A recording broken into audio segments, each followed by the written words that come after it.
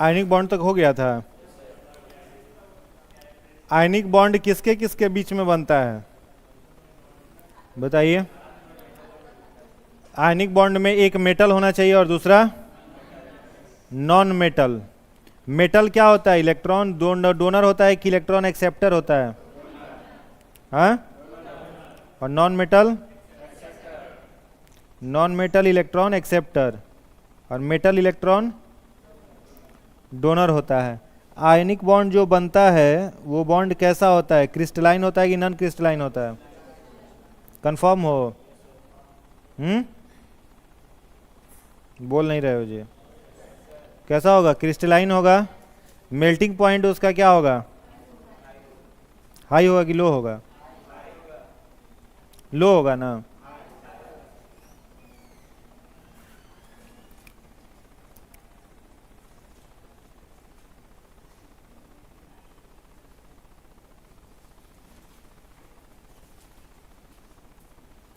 नाश्ता वास्ता कर रहे हो का जी? फुरफुरा रहे हो?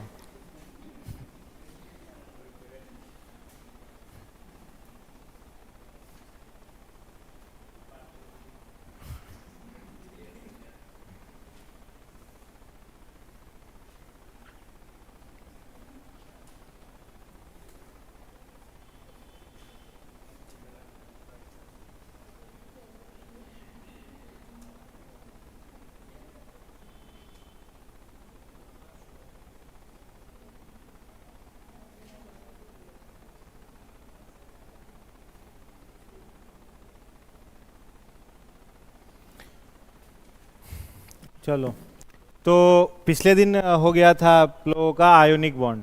तो आयोनिक बॉन्ड में पता था, उसको याद करने का तरीका भी बता दिए थे। ये बॉन्ड हमेशा एक मेटल और एक नॉन मेटल के बीच में बनता है। ट्रिक क्या बताया था याद करने का? विवाह करना। विवाह करना मतलब एक मेटल और एक नॉन मेटल। अब दूसरा है कोवैलेंट बॉन्ड। तो देखो, कोवैलेंट बॉन्ड को सीधा सीधा याद करने का क्या तरीका है? इसको कैसे याद कर सकते हो? इसको कह सकते हो सहेली बॉन्ड। क्या कह सकते हो? सहेली बॉन्ड। तो सहेली क्या होता है? सहेली में क्या होगा? दो लड़की या दो लड़का? दो लड़की होगी तो बॉन्ड कौन सा रहेगा? मतलब कौन सा, क्या कहलाएगी? सहेली। और सहेला दो सहेला कौन होगा? दो लड़का रहेगा तो सहेला कहलाएगा। तो इसमें याद क्या कर लेना है कोवैलेंट बॉन्ड में कि यहां पर हमेशा जब भी दो नॉन मेटल के बीच में बॉन्ड बने तो उस बॉन्ड को हम लोग क्या कहेंगे?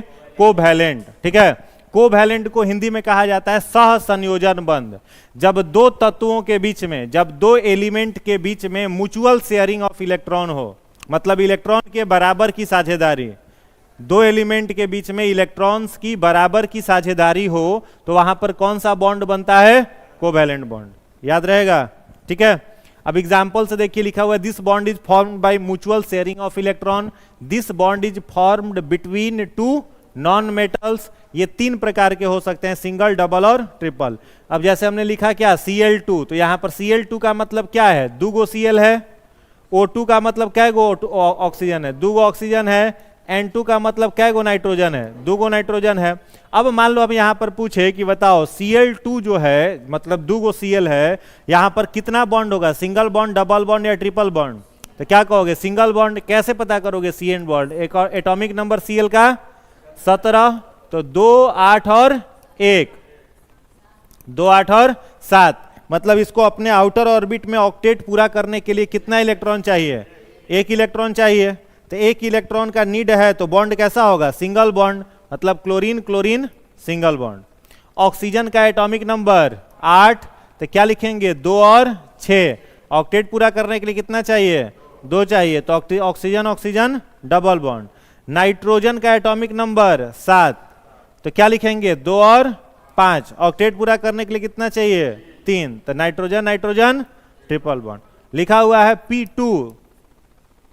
P2। फास्फोरस 2, मतलब दो गो P लिख दें, कैसा बॉन्ड होगा? बोलो।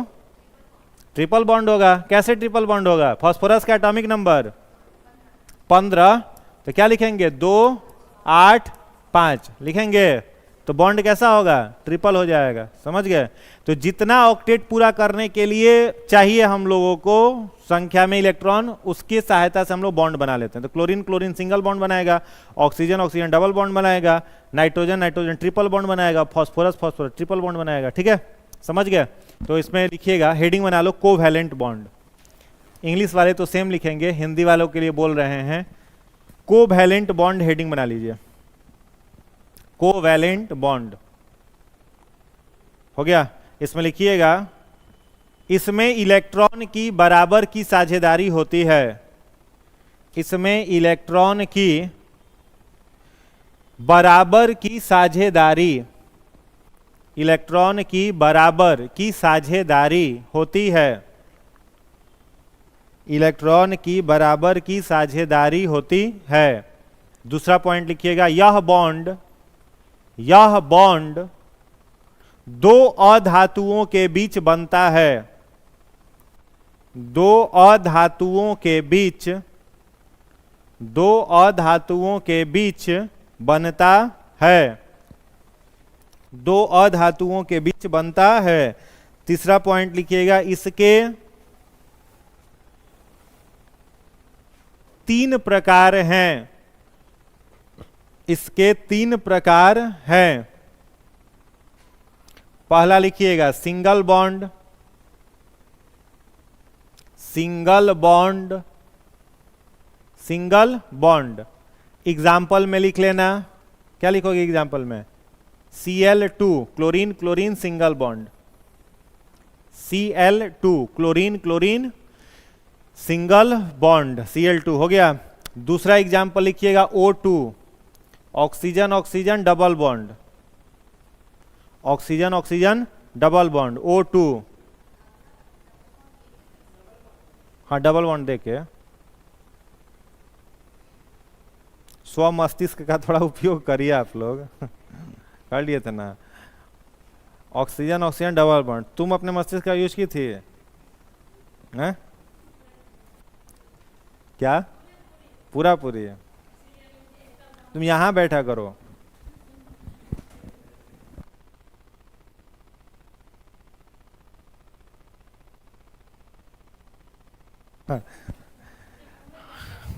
उससे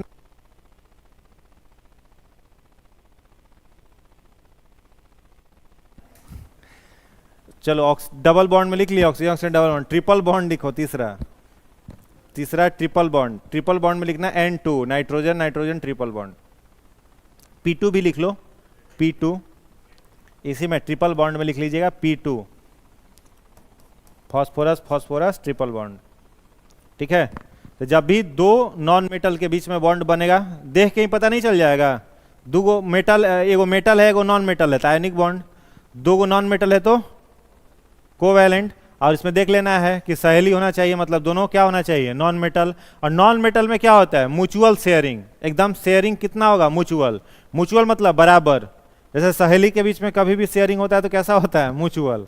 सहेला के बीच में ऊपर नीचे शेयरिंग हो सकता है क्या, मान लो दो को सहेली रेस्टोरेंट में गई बर्गर खाने के लिए, और रेस्टोरेंट का बिल आया कितना, 1001 रुपए का बिल आया। ठीक है, तो शेयरिंग कितना का होगा, 550 पैसा। ठीक है, अगर फोन पे गूगल पे यूज करती होगी तो कितना भेजेगी, 550 पैसा। ठीक है, ऐसा नहीं कि 501 कोई भेज दे बाकी दूसरे को 500 भेजना पड़े, क्योंकि बॉन्ड कैसा है, म्यूचुअल शेयरिंग वाला है। समझ गया, तो यहाँ म्यूचुअल शेयरिंग होगा, कभी भी इलेक्ट्रॉन की बराबर की साझेदारी होगी। अब देखो इसमें क्या है, इसमें एक चीज और आता है कि पूछा जाए अगर आपसे कि सिंगल बॉन्ड कैसा होता है, तो सिंगल बॉन्ड सबसे वीक बॉन्ड होता है। डबल बॉन्ड सिंगल बॉन्ड से मजबूत होता है लेकिन ट्रिपल बॉन्ड से कमजोर होता है। सबसे मजबूत बॉन्ड कौन सा होता है, ट्रिपल। जैसे मान लो एक डंडा है, तोड़ देंगे आसानी से, दो को थोड़ा मुश्किल होगा, तीन को होगा तो सबसे मुश्किल हो जाएगा। तो सिंगल बॉन्ड सबसे कमजोर, डबल बॉन्ड उससे मुश्किल, ट्रिपल बॉन्ड सबसे मजबूत होता है। अब इसके आधार पर हम लोग देखते हैं, एक बॉन्ड होता है सिग्मा बॉन्ड और एक होता है पाई बॉन्ड। ठीक है, तो इससे भी एग्जाम में देखा गया है कि क्वेश्चन पूछता है सिग्मा बॉन्ड और पाई बॉन्ड। तो इसमें दो तीन चीजें याद रखोगे कि अगर सिंगल बॉन्ड है कहीं पर, सिंगल बॉन्ड, तो सिंगल बॉन्ड में एक क्या होगा, सिग्मा, और जीरो क्या होगा, पाई। सिंगल बॉन्ड में सिग्मा कितना होगा 1 और पाई कितना होगा 0। अगर कहीं पर डबल बॉन्ड है, ठीक है, डबल बॉन्ड, तो डबल बॉन्ड में याद रखोगे एक क्या होगा सिग्मा और एक क्या होगा पाई, ठीक है, एक क्या होगा पाई होगा। और कहीं अगर ट्रिपल बॉन्ड है, हाँ, तो ट्रिपल बॉन्ड में एक क्या होगा सिग्मा और 2 क्या होगा पाई, ये याद रखना है, ठीक है। अब इसके आधार पर आप कोई भी बॉन्ड दिखाई दे आसानी के साथ आप बना सकते हैं। कहां पे, वो छोड़िए ना, अभी आप पहले इसको लिख लीजिए, सिग्मा और पाई बॉन्ड लिख करके इसको लिख लीजिए, बताएंगे एग्जांपल, पहले लिख लो।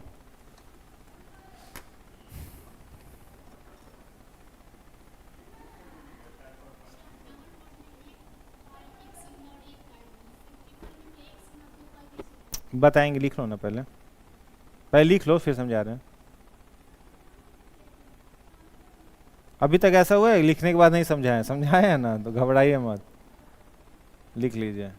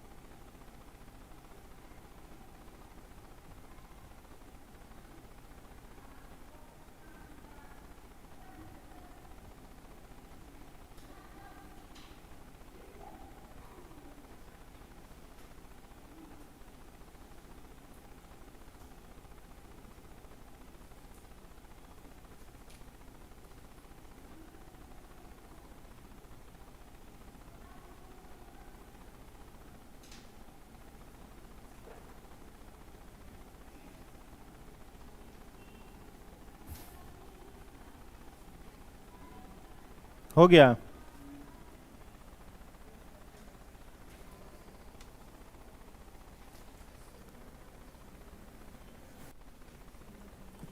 चलो अब देखो सिग्मा बॉन्ड और पाई बॉन्ड कैसे काउंट किया जाएगा, यही है ना। जैसे मान लो हम पूछे आपसे कि बताओ CH4 है, ठीक है, CH4 मतलब मीथेन, तो इसको कैसे लिख सकते हैं, लिख सकते हैं ना। अब आपसे पूछे कि CH4 में आपको सिग्मा बताना है और पाई बताना है, ठीक है, तब क्या कहोगे, सिंगल बॉन्ड में क्या है, सिंगल बॉन्ड में एक सिग्मा है और 0 पाई है, तो यहाँ पर सब बॉन्ड कैसा है सिंगल, तो 1 सिग्मा 2 सिग्मा 3 सिग्मा और 4 सिग्मा, तो सिग्मा कितना हो जाएगा 4, और पाई पूछा जाए तो क्या कहोगे कि सर पाई 0 है। वैसे ही अगर एग्जाम्पल दे, मान लो लिखा हुआ है वही फॉस्फोरस वाला ले लो, फॉस्फोरस फॉस्फोरस कैसा होता है ट्रिपल बॉन्ड, तो फॉस्फोरस फॉस्फोरस ट्रिपल बॉन्ड है, इसमें पूछे आपसे सिग्मा और पाई, तो हमने क्या कहा ट्रिपल बॉन्ड जो है उसमें 1 सिग्मा है और 2 पाई है।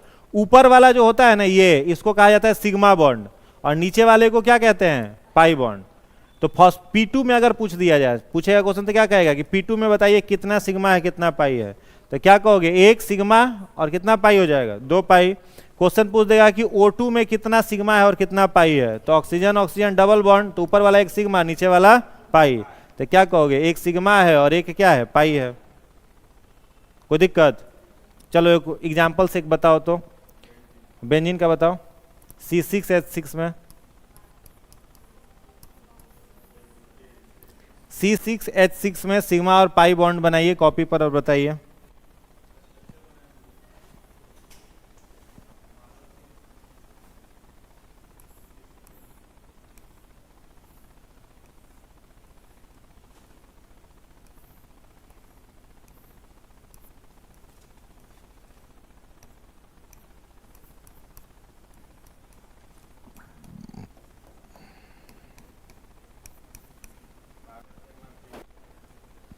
बहुत चलाक हो।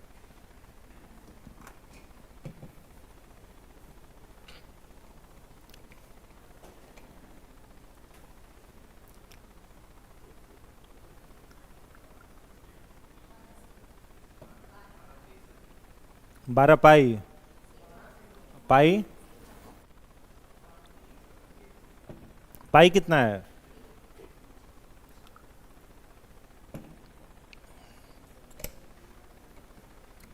आज के टेस्ट में एको क्वेश्चन गलत हुआ तो मुर्गा मुर्गी इधर मुर्गा बनेगा, समझ गए?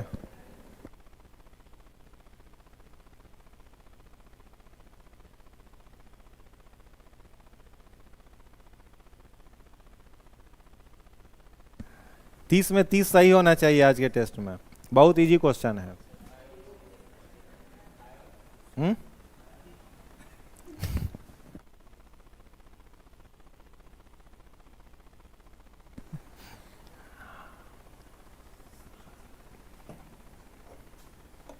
चलो लिख लिए। इसके बाद देखिए क्या है, इसके बाद है वही सब है, ठीक है। इसमें सिग्मा और पाई काउंट करना था ना। देखो सिंगल बॉन्ड में हमने क्या कहा, एक सिग्मा और एक पाई। यहाँ C6H6 है तो देखो यहाँ पर इसमें सिग्मा और पाई,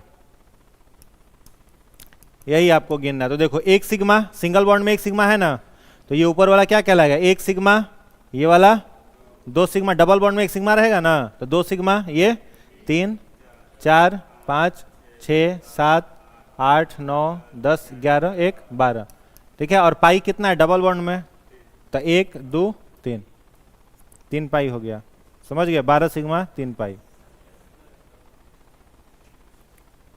इस बार ये क्वेश्चन यूपी बीएड का एंट्रेंस टेस्ट हुआ था ना, तो उसमें दिया था, यूपी बीएड एंट्रेंस टेस्ट में वो होगा ट्रिपल बॉन्ड में। हाँ, जैसे मान लो यहाँ पर नाइट्रोजन नाइट्रोजन ट्रिपल बॉन्ड है, तो नीचे का दोनों क्या है, पाई, ऊपर का एक क्या है, सिग्मा। ठीक है, कोई दिक्कत तो बोलो। और क्लियर हो गया? चलिए उसके बाद देखिए, उसके बाद हेडिंग बनाइएगा कोऑर्डिनेट बॉन्ड। कोऑर्डिनेट बॉन्ड, उपसह संयोजी बंध इसको हिंदी में कहा जाता है, उपसह संयोजी बंध। उप पाई उपसह संयोजी बंध,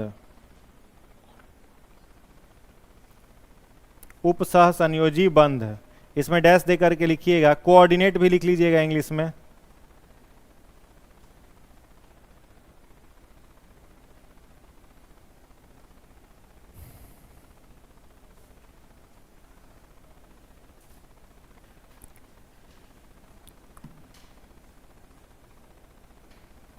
ये डेफिनेशन लिख रहे हो तो समझ में आ रहा है?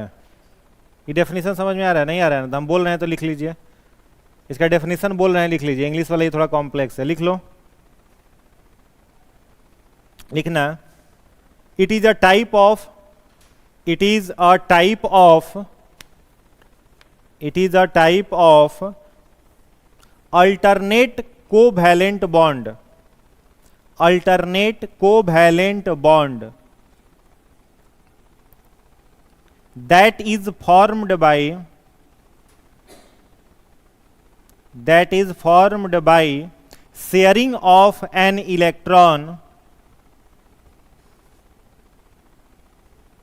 sharing of an electron pair from a single atom, pair from a single atom, comma, both shared electrons, both shared electrons are donated by same atom, donated by same atom, comma, it is also called, it is also called dipolar bond, it is also called dipolar bond, it is also called dipolar bond। Hindi वाले लोग लिखिएगा, यह bond, यह bond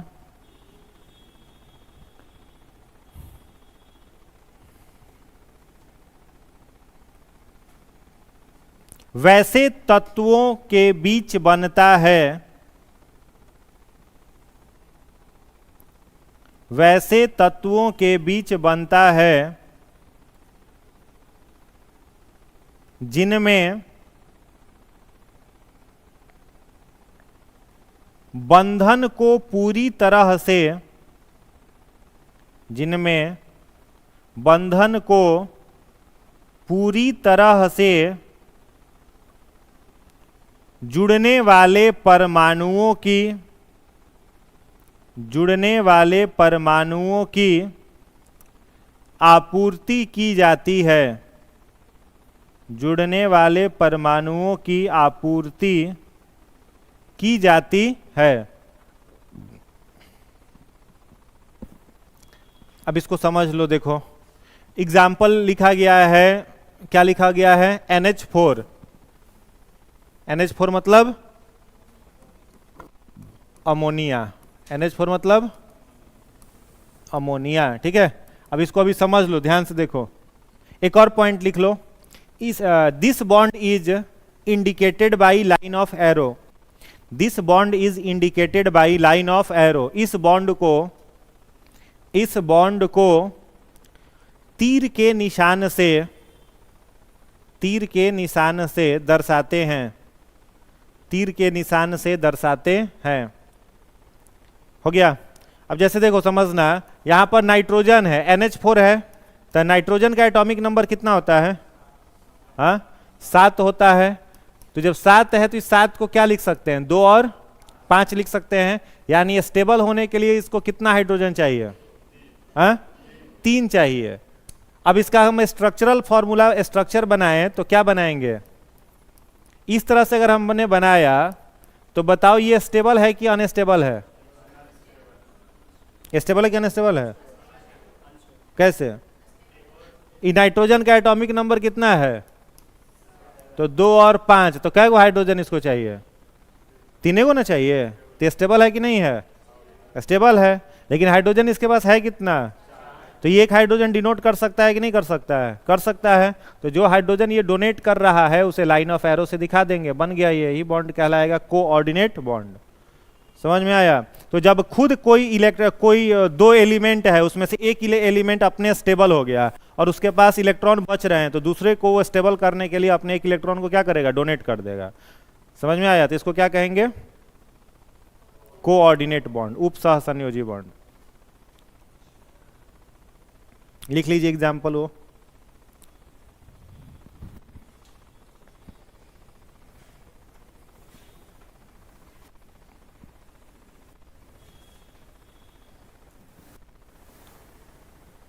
हो गया।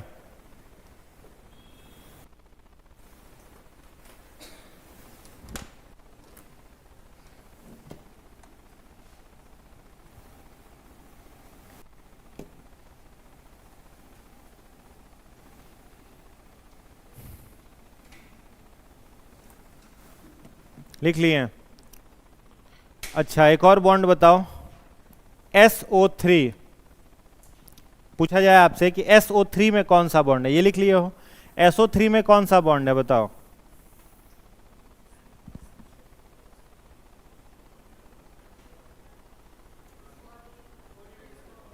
नहीं लिखे थे, हाँ ये वाला ने क्या, कोऑर्डिनेट बॉन्ड। तो स्ट्रक्चर पहले बना के बताओ। 16, सल्फर का एटॉमिक नंबर 16 होता है।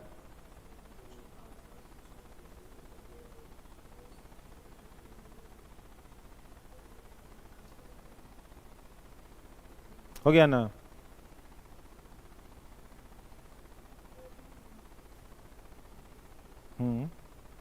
अब जैसे देखो सल्फर है, एटॉमिक नंबर SO3 है ना, तो सल्फर का एटॉमिक नंबर कितना होगा, 16 होगा। तो क्या लिख सकते हैं, 2, 8, 6।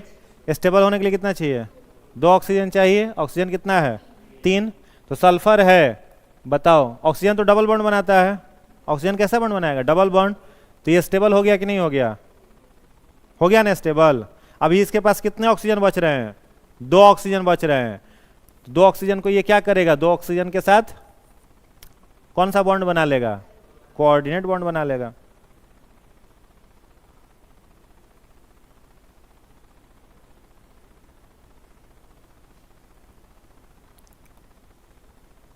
हो गया। अब एक तीसरा बॉन्ड, चौथा बॉन्ड है, हेडिंग बना लेंगे हाइड्रोजन बॉन्ड। ऐसे मेनली बॉन्ड का 3 ही टाइप आपको याद रखना है, ionic bond, covalent bond, coordinate bond. एक तीसरा बॉन्ड याद कर लो, हाइड्रोजन बॉन्ड भी चौथा बॉन्ड है, हाइड्रोजन बॉन्ड। हाइड्रोजन बॉन्ड, इसको याद करने का क्या तरीका है? इसको याद रखना, एहसान करना। क्या करना? एहसान करना। एहसान कब किया जाता है? जब खुद के पास जरूरत से ज्यादा हो, ठीक है, तब एहसान कर दिया जाता है। पहला विवाह करना, दूसरा सहेली, तीसरा एहसान करना, और चौथा हाइड्रोजन बॉन्ड है। तो हाइड्रोजन बॉन्ड को याद करने का सबसे सिंपल सा तरीका है फोन। कैसे याद करोगे? Phone plus hydrogen. अभी लिखना नहीं है, समझ लो। हाइड्रोजन बॉन्ड को कैसे याद करोगे? Phone plus hydrogen. फोन माने PHON ही नहीं, FON। तो FON फोन जो है, इसमें 3 चीज दिख रहा है, फ्लोरीन, ऑक्सीजन, नाइट्रोजन। तो जब भी हाइड्रोजन फ्लोरीन, ऑक्सीजन और नाइट्रोजन के साथ मिलेगा तो वो बॉन्ड कौन सा होगा? Hydrogen bond. केवल इन्हीं 3 के साथ, क्योंकि मोस्ट इलेक्ट्रोनिगेटिव एलिमेंट कौन कौन से हैं? तो फ्लोरीन, ऑक्सीजन और नाइट्रोजन, ठीक है। तो when hydrogen meets with fluorine, oxygen and nitrogen, then a special bond formed called hydrogen bond, ठीक है। अब जैसे देखिए वही लिखा हुआ है। अब इस हाइड्रोजन बॉन्ड को किससे दिखाया जाता है? डॉटेड लाइन से। जैसे कोऑर्डिनेट बॉन्ड को किससे दिखा रहे थे? तीर छाप से। इसको कैसे दिखाएंगे? डॉटेड लाइन से दिखाएंगे, ठीक है। तो लिखा हुआ है when hydrogen connected with more electronegative element fluorine, oxygen and nitrogen, then a special bond form called hydrogen bond. This bond is formed when hydrogen attached with FON, मतलब फ्लोरीन, ऑक्सीजन और नाइट्रोजन। इसे किससे दिखाया जाता है? Dotted line से दर्शाया जाता है। अब देखो HF को कहते हैं हाइड्रोजन फ्लोराइड, ठीक है। अब हाइड्रोजन फ्लोराइड जो है ना, इसी में कांच घुलता है। कांच को घोलना होता है तो किसमें घोलते हैं? हाइड्रोजन फ्लोराइड में। कांच पर लिखने के लिए किसका प्रयोग किया जाता है? हाइड्रोजन फ्लोराइड का उपयोग किया जाता है। तो HF हो गया, H2O यानी वाटर हो गया, NH3 अमोनियम हो गया, ये सब में कौन सा बॉन्ड है? हाइड्रोजन बॉन्ड है। क्लियर? इंग्लिश वाले लोग सेम लिखिए, हिंदी वालों के लिए बोल रहे हैं। हाइड्रोजन बॉन्ड लिखे हैं वहां ब्रैकेट में लिख लीजिए FON, फोन, ताकि याद रहे हमेशा। डैश दे करके लिखिएगा। जब हाइड्रोजन अधिक विद्युत ऋणात्मक तत्वों के साथ, अधिक विद्युत ऋणात्मक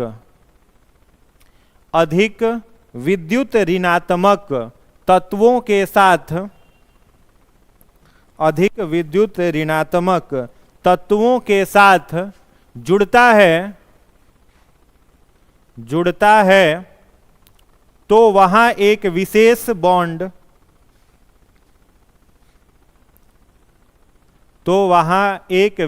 बॉन्ड, बनता है। अगला पॉइंट, हाइड्रोजन बॉन्ड सिर्फ फ्लोरीन, ऑक्सीजन और नाइट्रोजन, हाइड्रोजन बॉन्ड सिर्फ फ्लोरीन, ऑक्सीजन और नाइट्रोजन के साथ हाइड्रोजन के संयोजन से बनता है। फ्लोरीन, ऑक्सीजन, नाइट्रोजन के साथ हाइड्रोजन के संयोजन से बनता है। अगला पॉइंट, इसे डॉटेड लाइन द्वारा, डॉटेड मतलब dot dot dot, dotted line द्वारा दर्शाया जाता है। डॉटेड लाइन द्वारा दर्शाया जाता है। एग्जाम्पल में ये 3 एग्जाम्पल लिख लेंगे, HF, H2O, NH3।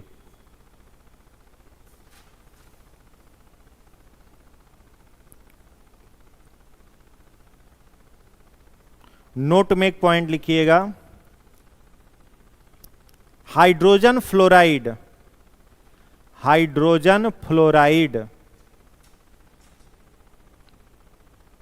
में कांच घुल जाता है। हाइड्रोजन फ्लोराइड में कांच घुल जाता है, अतः इसका प्रयोग कांच पर लिखने के लिए करते हैं, कांच पर लिखने के लिए करते हैं, कांच पर लिखने के लिए करते हैं। ठीक है, अब ध्यान से देखिए किसके बारे में है, एलिमेंट्स के बारे में। एलिमेंट माने तत्व, एलिमेंट मतलब तत्व। अच्छा, तत्व को डिफाइन करना हो तो क्या डिफाइन करोगे, किसे तत्व कहा जाता है? हाँ, जो एक ही तरह के एलिमेंट से बना हो। हाँ, अणु से, जो एक ही प्रकार के एलिमेंट से नहीं, एटम से बना हुआ हो, ठीक है, परमाणु से। वैसा पदार्थ जिसमें सिमिलर टाइप्स ऑफ एटम जुड़े हुए हों उसको क्या कहते हैं, एलिमेंट कहते हैं। अपने पीरियोडिक टेबल में एलिमेंट की संख्या कितनी है, 118। उन 118 में से 92 एलिमेंट कैसे हैं, नेचुरल। कैसे हैं, नेचुरल। बच गया जितना वो कितना है, कौन है, मैन मेड है, ठीक है, मानव निर्मित है। मेटल एलिमेंट कितने तरह के होते हैं, 3 तरह के। कौन कौन से, मेटल, नॉन मेटल, मेटेलॉइड। इन तीनों के बारे में हमने आपको पढ़ा दिया था, इसलिए दोबारा यहां पर लिखने की जरूरत नहीं है। फर्स्ट क्लास में ही बताए थे ना जी केमिस्ट्री के। मेटल का क्या क्या हमने आपको बताया था, 3 4 5 प्रॉपर्टी बताए थे। पहला प्रॉपर्टी मेटल का बोलो, क्या बताए थे, सॉलिड एट रूम टेम्परेचर, कमरे के तापमान पर कैसा होगा, सॉलिड होगा। याद करो ना बस, सब लिखने का जरूरत नहीं है, सॉलिड होगा रूम टेम्परेचर पर। दूसरा प्रॉपर्टी बोलो, कैसा होगा, सोनोरस। सोनोरस का मतलब पीटने पर आवाज करेगा, क्या, टन टन आवाज करेगा। तीसरा प्रॉपर्टी बताओ, मैलिएबल होगा।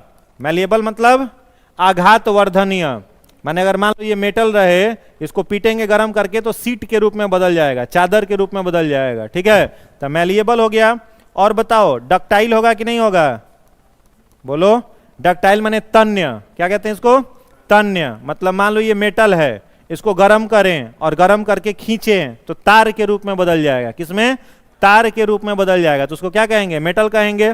और क्या प्रॉपर्टी होगा, इसके आउटर ऑर्बिट में इलेक्ट्रॉन की संख्या 4 से कम होगी, ठीक है, बाहरी कक्षा में इलेक्ट्रॉन की संख्या 4 से कम होगी। और भी प्रॉपर्टी है, विद्युत और उष्मा का क्या होगा, चालक, यानी conductor, conductor of heat and electricity. समझ गए, ये सब क्या है, मेटल की प्रॉपर्टी है, ठीक ना। नॉन मेटल इसका ठीक क्या हो जाएगा, उल्टा, मतलब सॉलिड होगा क्या, नहीं होगा। All gases are non metal, जितने सारे गैस हैं सभी क्या हैं, नॉन मेटल से हैं। लिक्विड अगर नॉन मेटल का नाम पूछा जाए तो ब्रोमीन, ठीक है। अगर लिक्विड नॉन मेटल पूछा है ना, तो लिक्विड नॉन मेटल केवल एक ही है, कौन, ब्रोमीन। और बाद बाकी जितना सारा गैस है सभी क्या है, नॉन मेटल है। समझ गए। नॉन मेटल सोनरस होगा, नहीं होगा। मैलिएबल, डक्टाइल, आउटर ऑर्बिट में इलेक्ट्रॉन की संख्या 4 से अधिक होगी, चालक होगा, नहीं होगा। एक्सेप्शन एगो है ग्रेफाइट, एक्सेप्शन क्या है, ग्रेफाइट है, ठीक है। चलिए, मेटेलवाइड, मेटेलवाइड्स को कहते हैं उपधातु। तो इसमें बस 2 ही चीज याद रखना है, it can conduct electricity but in little amount. Electricity को कंडक्ट करेगा लेकिन बहुत कम मात्रा में करेगा, इसलिए मेटेलवाइड्स को सेमी कंडक्टर कहते हैं। क्या कहते हैं, सेमी कंडक्टर, अर्धचालक कहा जाता है इसे, क्योंकि जितने सारे इलेक्ट्रॉनिक डिवाइसेस हैं सबको बनाने में किसका उपयोग होता है, मेटेलवाइड का। इलेक्ट्रॉनिक डिवाइस मतलब जैसे mobile phone, ATM machine, laptop, computer, ये सब क्या है, इलेक्ट्रॉनिक। तो इलेक्ट्रॉनिक्स बनाने में किसका उपयोग होता है, मेटेलवाइड का। इलेक्ट्रिक बनाने में किसका उपयोग होता है, मेटल का। इलेक्ट्रिक का मतलब जैसे मोटर हो गया, जनरेटर हो गया, क्या, फ्रिज हो गया घर में, वॉशिंग मशीन हो गया, ये सब क्या है, मेटल से बनता है, तो उसको इलेक्ट्रिक डिवाइस कहते हैं। और जो सेमीकंडक्टर से बनेगा उसको क्या कहेंगे, इलेक्ट्रॉनिक डिवाइस। समझ गए। इसमें सबसे कॉमन मेटेलवाइड में हम लोग जानते हैं किसको, सिलिकॉन को। किसे जानते हैं, सिलिकॉन सबसे अधिक उपयोग होने वाला क्या है, सेमीकंडक्टर है। मोबाइल में जर्मेनियम भी है, मोबाइल वगैरह के सिम में क्या लगा रहता है, सिलिकॉन लगा रहता है। एटीएम कार्ड के में सिलिकॉन लगा रहता है, समझ गया। ड्राइविंग लाइसेंस में सिलिकॉन लगा रहता है, तो सब जगह सिलिकॉन का उपयोग अधिक किया जाता है। ये क्या है, मेटल वायर्ड है। तो इलेक्ट्रिसिटी को कंडक्ट करेगा, लिटिल अमाउंट में करेगा। दूसरी इसकी क्या विशेषता है कि आउटर ऑर्बिट में इलेक्ट्रॉन की संख्या 4, कितनी होगी, 4 होगी, इसीलिए इसको कहा जाता है मेटल वायर्ड, उपधातु कहा जाता है।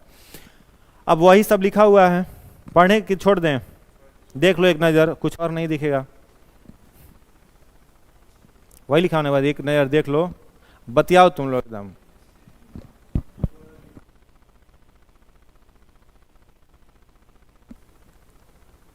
एक अलग लिखा हुआ है, अच्छा हाई डेंसिटी है।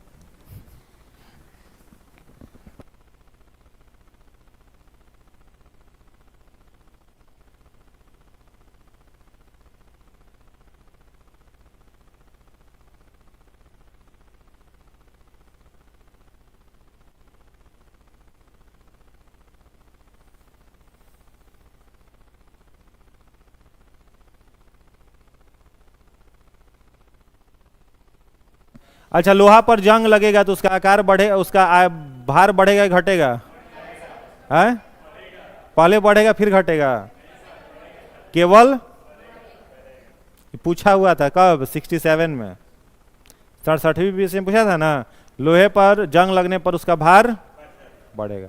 बहुत लोग टिक मारा था पहले बढ़ेगा फिर घटेगा, वो लोग सोच लिए थे पहले जंग लग रहा है तो पहले वजन बढ़ गया, अब फिर उसका क्या होगा, कोरोजन चालू होगा, लोहा का क्षरण चालू होगा ना, तो क्षरण होगा तो घटेगा, ये दिमाग लगाया। तो क्वेश्चन में तो मेंशन किया नहीं था, वो क्या पूछा था, जंग लगेगा तो क्या होगा, खाली भार क्या होगा, क्या टिक मारे थे, पहले बढ़ेगा फिर घटेगा, बहुत स्टूडेंट टिक मारा था।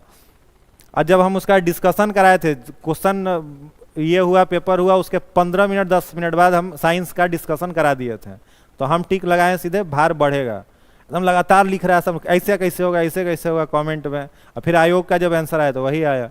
बहुत सारे टीचर लोग भी लिखे थे पहले बढ़ेगा फिर घटेगा।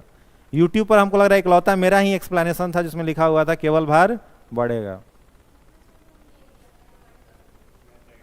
अच्छा, लेकिन आयोग माना था केवल भार बढ़ेगा, बढ़ेगा, हाँ।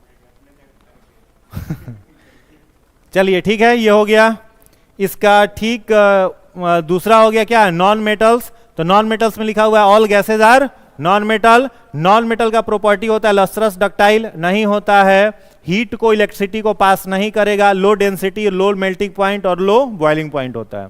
ठीक है, कार्बन में दोनों प्रॉपर्टी होती है, मेटल और नॉन मेटल की, इसलिए कार्बन को क्या कहते हैं, सेमी कंडक्टर, याद रहेगा ना कार्बन को। इसमें एक चीज बस आपको हमको लिखवाना है, वहीं पहुंच रहे हैं। अब देखो मेटल वायर्स के बारे में लिखा गया है, मेटल वायर्स में क्या लिखा गया है, metalloids does not flow electricity like metal, metal की तरह इलेक्ट्रिसिटी फ्लो नहीं करेगा, it can flow electricity by hole, मतलब बहुत कम मात्रा में करेगा। Metalloids are used in memory card, sim card etcetera, silicon, boron, arsenic, polonium, ये सब क्या है, मेटल वायर्ड है, जर्मेनियम भी है। It these are also called semiconductor, silicon is most common metalloid. अब यहां से देखो क्वेश्चन एग्जाम में हर साल पूछता ही है, तो ये वाला जो लाइन लिखा हुआ है ना वेरी वेरी इंपॉर्टेंट है। कैसे, तो क्वेश्चन कई बार एग्जाम में आया है, मोस्ट, क्वेश्चन कई बार पूछा है, मोस्ट एबंडेंट एलिमेंट इन अर्थ, ठीक है, मोस्ट एबंडेंट एलिमेंट इन अर्थ। तो इसको याद करने का तरीका क्या है, एक लाइन में याद कर सकते हो, एगो ट्रिक अगर याद हो जाए तो, ओसियल फेंकाना, ट्रिक क्या याद कर लेना है, ओसियल फेंकाना, इससे क्या याद हो जाएगा, पृथ्वी पर पाए जाने वाले तत्व याद हो जाएंगे, नहीं तब पृथ्वी पर, क्रस्ट में नहीं, ठीक है। ओ का मतलब ऑक्सीजन, सी का मतलब सिलिकॉन, अल का मतलब एल्युमिनियम, फे का मतलब फेरस, का मतलब कैल्शियम, ना का मतलब सोडियम, समझ गए। तो ओसीएल फेंकाना याद रहेगा तो याद हो जाएगा। बढ़ते हुए सम में भी पूछ दे, घटते हुए में भी पूछ दे तो हो जाएगा अब, ठीक है। तो एक पॉइंट इसमें लिखिएगा, पहला पॉइंट लिखिएगा, पृथ्वी पर घटते हुए क्रम में तत्व, घटते हुए क्रम में, डिक्रीजिंग ऑर्डर, घटते हुए क्रम में तत्व निम्न है, निम्न हैं। ये लिख लीजिए।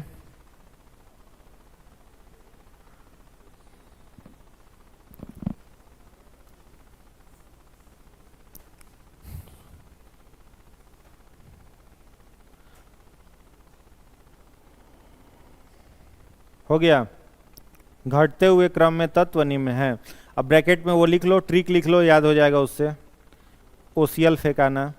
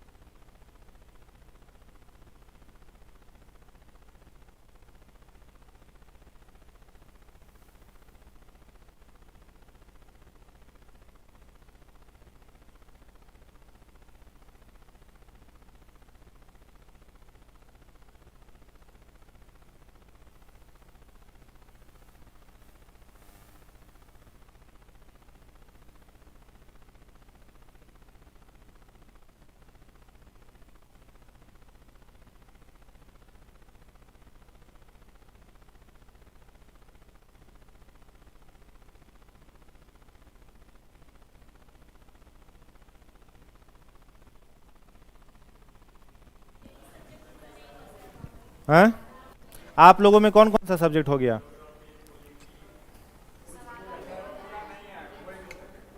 एट पॉलिटी ना ला देंगे तुमको।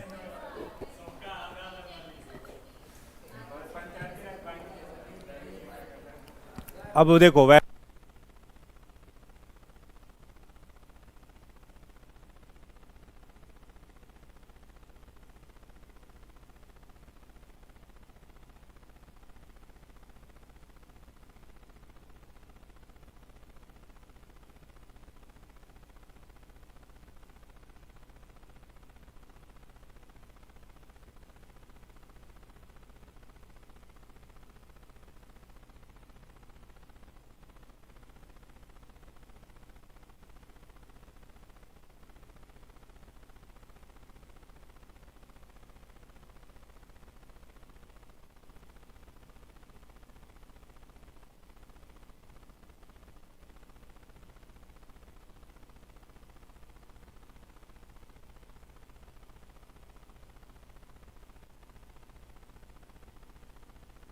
करेगा कि वो कितना अधिक सेल्फ स्टडी करता है।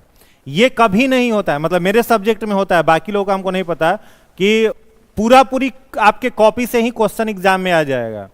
आपको सेल्फ स्टडी करना पड़ेगा, आपको क्वेश्चन बैंक बनाना पड़ेगा, उसके बाद ही रिजल्ट होगा। समझ में आ रहा है? केवल क्लास से रिजल्ट नहीं होने वाला है, इसके अलावा आपको बैठना पड़ेगा घर में, कॉपी किताब लेकर के पढ़ना पड़ेगा। और ये 3 महीना तो हाथ गोड़ तोड़ के पढ़ना पड़ेगा। हाथ गोड़ तोड़ के मतलब हाँ, निकाल रूम से, कमरे में अपने आप को क्वारंटीन कर लेना, बाहर नहीं निकलना, ये सब जिद करके पढ़ना पड़ेगा, तब 3 महीना में हो जाएगा।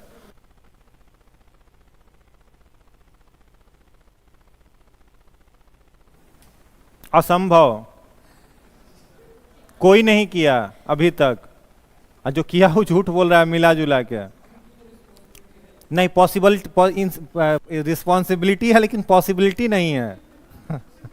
ठीक है, रिस्पॉन्सिबिलिटी है लेकिन पॉसिबिलिटी नहीं है। पूरा एकदम प्रीलिम्स का फाउंडेशन अगर आपको ढंग से पढ़ाया जाए ना तो कम से कम 6 से 7 महीने का समय लगेगा। ठीक है, 6 से 7 महीने का समय। 90 घंटे हमने कहा आपसे किस लिए? केवल साइंस के लिए चाहिए। फिजिक्स, केमिस्ट्री, बायोलॉजी तीनों को मिला कितना चाहिए? 90 घंटे। अब आप जोड़ लो। बुझाया बालक? इसलिए आपको स्ट्रेटेजी बना के पढ़ना पड़ेगा। पूरा निर्भर हो। हम पहले दिन ही आप लोगों को क्या कहे थे कि class is only for revision. कुछ नया नहीं सीखना है क्लास में, केवल रिवीजन करना है अगर इस साल रिजल्ट चाहिए तो। और नया सीखने के पॉइंट से बैठ रहे हो तब तो 71वीं 72वीं में आपका स्वागत है, ठीक है। तब 70वीं छोड़ दीजिए, तब 72वीं, और केवल रिवीजन करने के लिए बैठ रहे हो तो इसी बार 70वीं फाइनल है।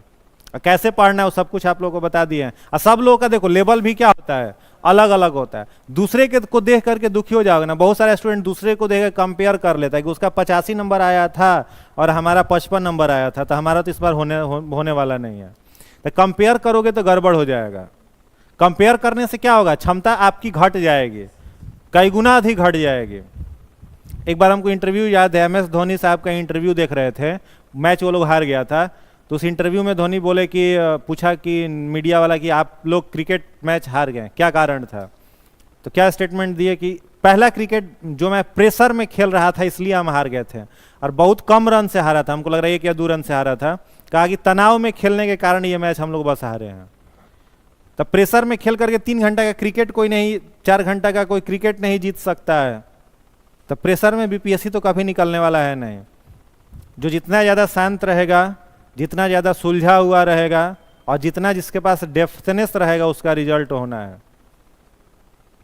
बंदर का रिजल्ट नहीं होगा, कुदा के कभी डाली पर बैठ रहा है, अभी डाली पर बैठ रहा है, वो भी सोचे रिजल्ट हो जाए। इसलिए कभी कंपेयर करके तनाव में बिल्कुल मत आइए। दूसरे को देख करके कि वो 85 नंबर वाला है, हम 55 नंबर वाले हैं, फंस जाएगा 85 वाला, आप 55 होकर के भी निकल जाइएगा। बस डेली और स्टडी रेस करना चाहिए, लगातार और डेली करो और धीरे धीरे चलते रहो, लगातार काम करते रहो। देखो इसी बार कछुआ खरगोश का कहानी खाली किताब वाला थोड़े है, प्रैक्टिकल लाइफ का कहानी है, समझ रहे हो ना। वो केवल किताब में नहीं है, बचपन में जितना हम लोग पढ़े हैं ना वो सब कुछ होता है। उस समय हम लोग भले पढ़ के छोड़ देते, कछुआ खरगोश का कहानी है, वो होता है जीवन में, उसका लाभ मिलता है। और पढ़ने का एक तरीका है, पढ़ो तो बगल वाला का नींद टूट जाए, मतलब वो सूत नहीं पाए बगल में, उसको मेंढकी पद्धति कहा जाता है। पढ़ाई का एक तरीका होता है, उसको मेढक पद्धति।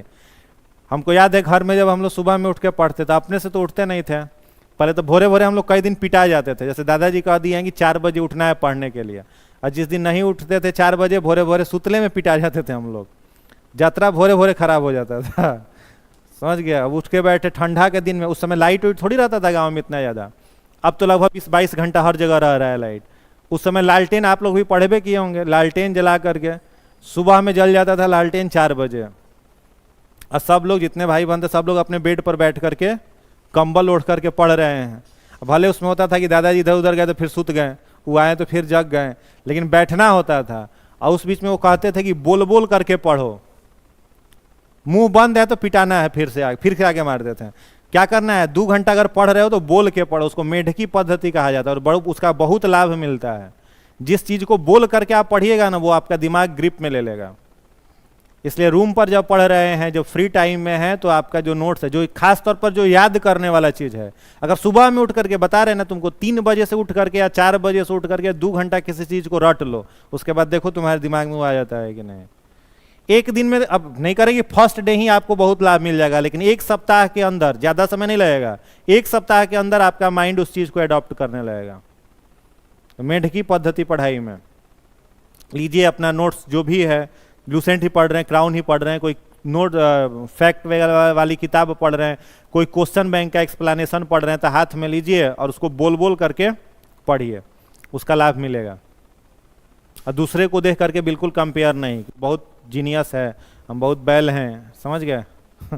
ये सब करिएगा तो आपकी ही क्षमता क्या हो जाएगी, कमजोर हो जाएगी, और कोई उससे कोई फायदा मिलेगा नहीं, लास्ट में हार जाओगे। इसलिए तुलना नहीं कर, जैसे वो बेस्ट हो अपने तरीके से रिजल्ट मिल जाएगा। थोड़ा सा समय लगेगा, क्या दिक्कत है। जो खूब समझदार है 5 घंटा में जिस चीज को करेगा, आपको 7 घंटा लगेगा, यही अंतर होगा, इससे ज्यादा कोई अंतर नहीं, बस उसे 2 घंटा अधिक पढ़ना है, समझ गए। और तुलना करोगे तो क्या होगा, क्या होगा, क्षमता घट जाएगा। एक बहुत अच्छा एक नोवेलिस्ट था, उसका एक नोवेल हम पढ़ रहे थे। नोवेल वगैरह पढ़ते हो आप लोग, नहीं पढ़ते हो, मत पढ़ना, कुत्ता काट लेगा। नहीं पढ़ते हो नोवेल, पढ़ना चाहिए, नोवेल वगैरह पढ़ना चाहिए। फ्री टाइम नहीं, डेली समय निकाल के आधा घंटा नोवेल पढ़ना चाहिए। कोई अच्छा नोवेल जो आपको बढ़िया लगे, बेहतर लगे, वो नोवेल खरीद करके पढ़ना चाहिए। और कब पढ़ना चाहिए? रात में सोने से पहले। ये नहीं कि स्टडी के टाइम पर अपना पढ़ रहे हैं, रात में सोने से पहले कम से कम आधा घंटा जो समय है, 45 मिनट, वो किस चीज में? तो नोवेल में बिता।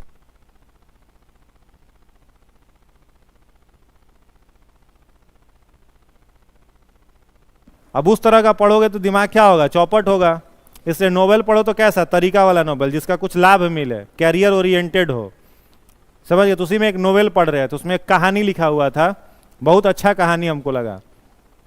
कहानी क्या लिखा हुआ था कि एक व्यक्ति था बेचारा, बहुत अधिक क्या था? गरीब था, बहुत अधिक गरीब था। तो उसे किसी ने सलाह दिया, पंडित जी ने किसी ने सलाह दिया कि तुम शंकर भगवान का पूजा करो तो तुम्हारी गरीबी दूर हो जाएगी। गया मंदिर में जाकर के एक आध साल पूजा किया खूब बढ़िया से। अब शंकर भगवान को तो भोला बाबा कहा जाता है, तो भोला बाबा प्रसन्न हुए, दर्शन दिया उन्होंने। और जब सामने आए तो पूछे कि बताओ क्या चाहिए? कोई 3 वरदान तुम हमसे मांग सकते हो और 3 वरदान हम तुमको पूरा कर देंगे। सोचा कि 3 वरदान में तो हम पूरा दुनिया मांग लेंगे इनसे। भोला बाबा पकड़ लिए कि कुछ ना कुछ ही खुराफात करेगा, बिहारी था, पकड़ लिए कुछ ना कुछ ही खुराफात करेगा, उल्टा पुल्टा मांगेगा। तो इसका कुछ क्या करते हैं?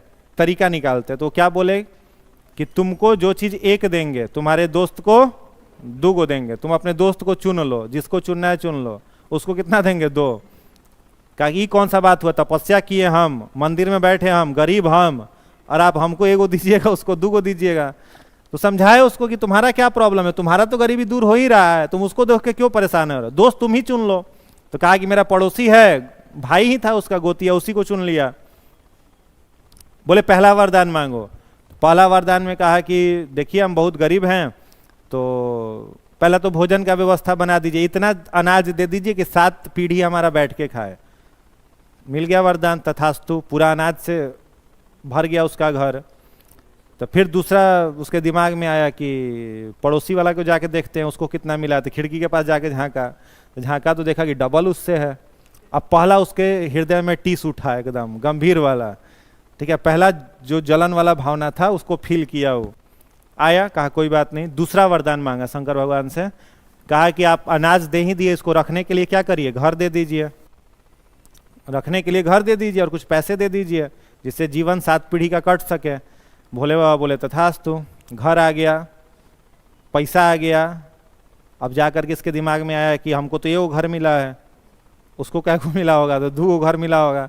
फिर गया खिड़की के पास, जाके देखा तो कितने घर थे उसके पास? 2 घर था। वो खूब खुश था, वो खूब खुश हुए जा रहा था, ये अंदर अंदर जले हुए जा रहा था, पूरा परेशान था। आए आकर के कहा, भोले बाबा बोले तीसरा वरदान मांगो।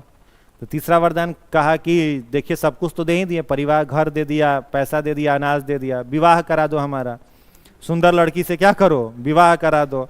भोले बाबा बोले तथास्तु। एक लड़की उपस्थित हो गई, शादी हो गया दोनों का। अब इसके मन में आया कि हमारा तो 1 से हुआ है, पड़ोसी का कई गो से हुआ होगा। भाग के गया, खिड़की के पास देखा तो उसके घर में 2 पत्नियां थी। अब इसका हालत एकदम भीतर से खराब है, पूरा एकदम लाल पीला हो गया, तमतमा गया। इधर 3 वरदान पूरा हो चुका था। भोले बाबा जा रहे थे, आ करके पैर पकड़ लिया उनका। पैर पकड़ करके कहा कि देखिए जाने तभी देंगे जब लास्ट 1 वरदान और दे दीजिएगा। वो बोले 3 का कमिटमेंट हुआ था, 3 ही देंगे।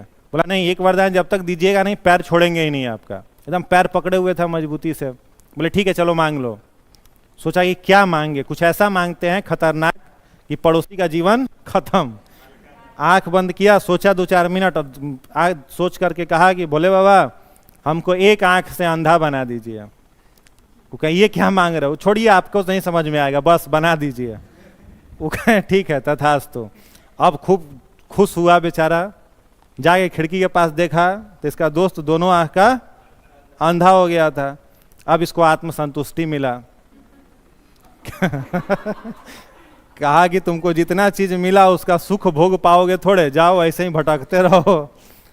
तो अपने खुशी से खुश नहीं, दूसरे के खुशी को देख करके दुखी।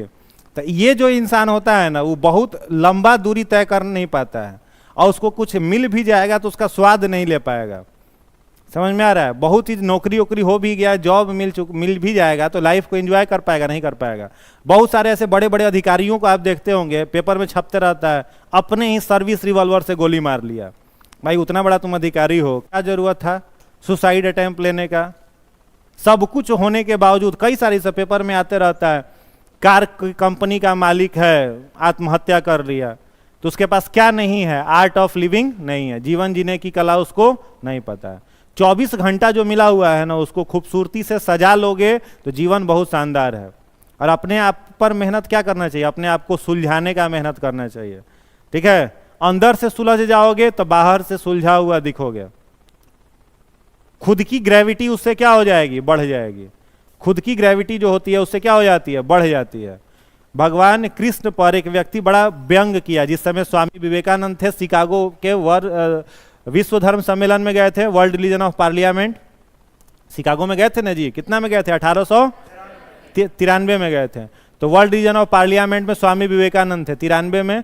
उस समय वहां पर एक कमेंट किया स्वामी विवेकानंद पर, क्या कहा कि आपके देश के देवी देवता बड़े रसिक होते हैं। कमेंट किसके ऊपर था? श्री कृष्ण के ऊपर। क्यों कहा? क्योंकि बहुत सारी गोपियां उनके साथ रहती थी। विवेकानंद ने कहा कि आज तुमको इसका कोई जवाब नहीं देंगे, मेरे कल के उद्बोधन में आना। अगले दिन आकर के एकदम फ्रंट लाइन कुर्सी पर बैठा, आगे वाली कुर्सी पर बैठा, बाद बाकी बहुत सारा ऑडियंस बैठा था, 4-5 हजार ऑडियंस बैठे थे हॉल में। स्वामी विवेकानंद अपना स्पीच शुरू किए। 1 घंटा का स्पीच था, लगभग 45-50 मिनट स्पीच दिए। और स्पीच दे करके जैसे बोल रहे हैं, बोलते बोलते उतर करके हॉल से बाहर निकल गए। अब जैसे ही वो हॉल से बाहर निकले और कुछ दूर जाने लगे, जो 5000 लोग बैठे हुए थे ना, उनके पीछे पीछे चलना शुरू कर दिया। 1 किलोमीटर सब चला पैदल पीछे पीछे स्वामी विवेकानंद के। विवेकानंद पीछे पलट करके पूछे कि तुम लोग मेरे पीछे क्यों आ रहे हो? तो किसी को पता ही नहीं था कि हम लोग इनके पीछे क्यों चल रहे हैं। मतलब जब वो बात कर रहे थे लोगों से, तो लोग क्या हो गया था? हिप्नोटाइज हो गया था। जितने लोग थे सब लोग हिप्नोटाइज थे। विवेकानंद जब कुछ दूर गए तो सारे लोग पीछे पीछे आए, तो पूछे तुम लोग क्यों आ रहे हो? सब बोला कि हमको पता ही नहीं कि हम लोग आपके पीछे क्यों आ रहे हैं। वापस आए पोडियम पर, और पोडियम पर आकर के अपना उद्बोधन फिर से शुरू किए और बोले कि हमारे देश के देवी देवताओं के पास इतनी ग्रेविटी होती थी, उनके व्यक्तित्व में इतना चमक होता था, वे इतने शानदार व्यक्तित्व के होते थे कि लोग उनसे हिप्नोटाइज हो जाते थे। समझ में आया? तो कृष्ण का व्यक्तित्व ऐसा था कि लोग हिप्नोटाइज हो जाते थे। पशु पक्षी जितने सारे गोपियां थी और उनके मित्र थे, आसपास में रहते थे। इसका कारण क्या था? वैसे उसकी पर्सनालिटी थी। तो सुलझा हुआ बनने के लिए क्या करना पड़ता है? क्या करना पड़ता है? पहले भीतर सुलझोगे कि बाहर सुलझोगे? यहाँ मेहनत कहाँ होता है? बाहर से सुलझने में। बाल में कौन क्रीम लगाएंगे, मुंह पर कौन क्रीम लगाएंगे? क्रीम चेहरे पर ही 3-4 तरह का क्रीम लगाता है सब। क्या? पहला क्रीम फाउंडेशन लेयर चढ़ेगा दूसरा क्रीम सन ब्लॉगर का चढ़ेगा, सन लाइट को ये करने वाला। तीसरा यूवी लाइट का चढ़ेगा। तो बाहर से सुलझने का कोई फायदा जीरो है, कोई फायदा नहीं है। सुलझना कहाँ से है? और अंदर से सुलझने के लिए क्या उपाय है? क्या उपाय है? 3-4 तरीके हैं। सबसे पहला तरीका जो है इसका, 2-3 काम करोगे तो भीतर से सुलझोगे। पहला काम आता है साधना। साधना का मतलब क्या होता है? साधना का मतलब हाँ, मेडिटेशन। एक ही आंसर आया, मेडिटेशन। सभी को करना चाहिए और डेली करना चाहिए। कम से कम 15 मिनट 20 मिनट का समय निकाल करके मेडिटेशन करना चाहिए। उससे क्या होगा? भीतर से क्या बनोगे? सुलझे हुए बनोगे। मतलब खुद का नियंत्रण किसके ऊपर होगा? खुद पर। ठीक है। कल हम जिक्र भी किए थे, स्टूडेंट को कहाँ कहाँ जाना चाहिए? 3 जगह। कौन सा 3 जगह था? पहला क्या बताया था? पहला लाइब्रेरी, दूसरा क्या बताया था? जिम, और तीसरा मंदिर। स्टूडेंट होके 3 जगह जरूर जाओ, लाइब्रेरी, जिम और मंदिर। बाद बाकी जो चौथा जगह है वो तुम्हारे पास फिर आएगा। तो पहला क्या बताया? साधना। और दूसरा क्या बताया? स्वाध्याय। स्वाध्याय में किस चीज का? स्वाध्याय मतलब ये एकेडमिक्स जो बुक पढ़ रहे हो ठीक है, इसके साथ साथ और भी चीजों को पढ़ना चाहिए। सेल्फ कॉन्फिडेंस जगाने के लिए क्या पढ़ो? स्वामी विवेकानंद की किताब को पढ़ो। एक बहुत अच्छी उनकी किताब है अग्नि मंत्र, विवेकानंद की लिखी हुई नोवेल है अग्नि मंत्र, बहुत शानदार किताब है। विवेकानंद की लिखी हुई किताब है पर्सनालिटी डेवलपमेंट, व्यक्तित्व का विकास, बहुत शानदार किताब है। तो इस तरह की किताब को पढ़ना शुरू करिए। एक नोवेल डेली पढ़िए। नोवेल पढ़ने से क्या फायदा मिलेगा? नोवेल पढ़ने से क्या फायदा मिलेगा? आंसर राइटिंग में आपको फायदा मिलेगा। एक राइटर कैसे आंसर लिखता है ना, आपके पास वर्ड्स का कलेक्शन होगा। अभी कोई आंसर लिखोगे तो टूटा फूटा जो शब्द आपके दिमाग में है वही लिखिएगा, जाता है, जाती है, खाता है, खाती है, यही लिखाएगा। और नोवेल्स पढ़ोगे तो क्या मिलेगा, आपके पास वोकैबलरी आपका मजबूत होगा, और वोकैबलरी मजबूत होगा तो बड़ा बड़ा शब्द फेंकोगे, जब बड़ा बड़ा शब्द फेंकोगे तो जो आपका वो है एग्जामिनर वो आपसे आकर्षित होगा, नंबर बढ़िया देगा। ठीक है, तो मेडिटेशन और स्वाध्याय ये दो चीज जीवन में अपनाना चाहिए, और रूटीन बैलेंस करोगे भीतर से क्या हो जाओगे, धीरे धीरे सुलझते रहोगे, सुलझते रहोगे। ठीक है, अब भीतर से सुलझ जाओगे तो बाहर की पर्सनालिटी बहुत शानदार। ठीक है, और कंपेयर करोगे तो परेशान तो होते रहोगे। अब सोचो विवेकानंद जो गए शिकागो में, तो किसी का दिया हुआ उनके पास कोई लेटर वगैरह नहीं था। जब वो शिकागो में जा रहे थे ना, तो जितने सारे धर्मगुरु वहां पर गए हुए थे, सारे धर्मगुरु को आमंत्रित किया गया था शिकागो से। उस समय राजस्थान के एक राजा थे, खेतड़ी नरेश उनको कहा जाता था, राजस्थान के राजा थे। उन्होंने ही कुछ पैसे दिए थे विवेकानंद को कि इस पैसे से आप नाव का टिकट लेकर के, शिप जाता था, फ्लाइट जहाज तो था नहीं, तो शिप का टिकट लेकर के इससे आप चले जाइए शिकागो। पानी के जहाज से स्वामी विवेकानंद कहाँ पहुंचे थे, शिकागो। और जब शिकागो वो पहुंचे तो वहां पर खबर मिला कि जो धर्म सम्मेलन अभी होने वाला था 2 दिन बाद, वो अब 3 महीने बाद होगा। एक तो उनका वस्त्र ऐसा था कि शिकागो वाला सब देख करके उनको घोषित कर दिया था कि कहाँ कौन दुनिया का आया है? गेरुआ वस्त्र पहनते थे, सिर पर मुरेठा बांधते थे, और वहां पर सब सूट बूट टाई वाला था। इनका वस्त्र देख करके इन पर कमेंट किया करता था, फिर भी कॉन्फिडेंस जो का त्यों। पैसे नहीं था, 3 महीना शिकागो में सरवाइव कैसे करेंगे, तो अमेरिका के ही किसी एकदम सुदूर जाकर के गांव देहात का जो बहुत सस्ता एरिया था वहां चले गए विवेकानंद। अब सोचो 3 महीना सरवाइव करना है अमेरिका में, कोई पैसा नहीं है, कोई जान पहचान नहीं, कोई ऑफर लेटर नहीं, विश्व धर्म सम्मेलन में बोलने का मौका मिलेगा कि नहीं मिलेगा ये भी पता नहीं है। अब 3 महीना रहना कितना चैलेंज है।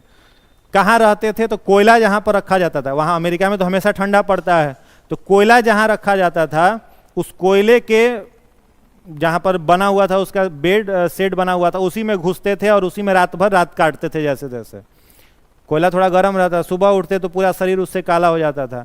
बगल की एक बूढ़ी लेडी थी, वो उनको भोजन देती थी, तो भोजन में भी वो क्या देती थी, वो तो अपने गरीब थी, तो सूखा हुआ रोटी केवल दे देते थे। कई बार रोटी 3 दिन पुराना, 2 दिन पुराना।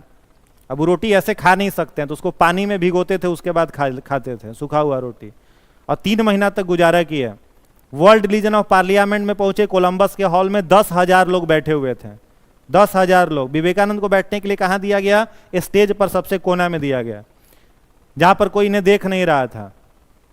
कोई मुस्लिम धर्म पर बोलने वाला था, कोई ईसाई पर था, सब अपने अपने धर्म का प्रचार करने के लिए लोग गए थे। हिंदू धर्म के लिए कौन गए थे, स्वामी विवेकानंद। एंकर जो था सब लोगों को इनवाइट कर रहा था बोलने के लिए, पहला नाम लिया, दूसरा, तीसरा, चौथा, ऐसे करते जितने लोग थे सबको इनवाइट कर लिया, सब लोग अपना अपना स्पीच दिया। 6-7 घंटा का वो प्रोग्राम था। जितना ऑडियंस था सब बैठा बैठा बोर हो गया था, कोई माथा खुजला रहा था, कोई घड़ी देख रहा था कि कब छोड़ेगा, सब जाएंगे, चाट दिया पकड़ करके। लास्ट में जब सभा खत्म हुई तब एंकर का ध्यान आया विवेकानंद के ऊपर कि भी कोना में बैठे हुए हैं। कहा कि स्वामी जी आप भी कुछ देर बात कर लो, आपको भी कुछ बोलना है तो बोल लीजिए।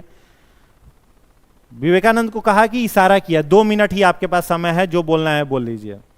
अब सोचो गलियाने का मन करेगा कि नहीं करेगा। एक तो बिना पैसा का शिकागो में 3 महीना रहे, सूखा रोटी खा करके रहे, बोलने के लिए कितना देर दे रहा है, 2 मिनट। अब वो भी कब दे रहा है, जिस समय ऑडियंस बैठा हुआ नहीं है, ऑडियंस उठ करके घर जा रहा है। उस समय स्वामी विवेकानंद जब स्टेज पर आए तो पहला वर्ड उन्होंने क्या कहा था, sister and brothers of America, America वासी भाइयों और बहनों। जितने सारे लोग थे सब लोग वापस आकर के चेयर पर बैठ गया। पहला बार कोई ऐसा व्यक्ति था जिसने दूसरे देश के लोगों को क्या कहा था, sister and brothers of America, sister and brothers of America, पहला बार किसी ने कहा था। बाकी लोग क्या कह रहे थे, ladies and gentleman of America. ये सुनते सुनते सब पागल हो चुका था। अच्छा, हम आप किसी को कह रहे हैं sister and brothers of India या फिर sister and brothers of classrooms.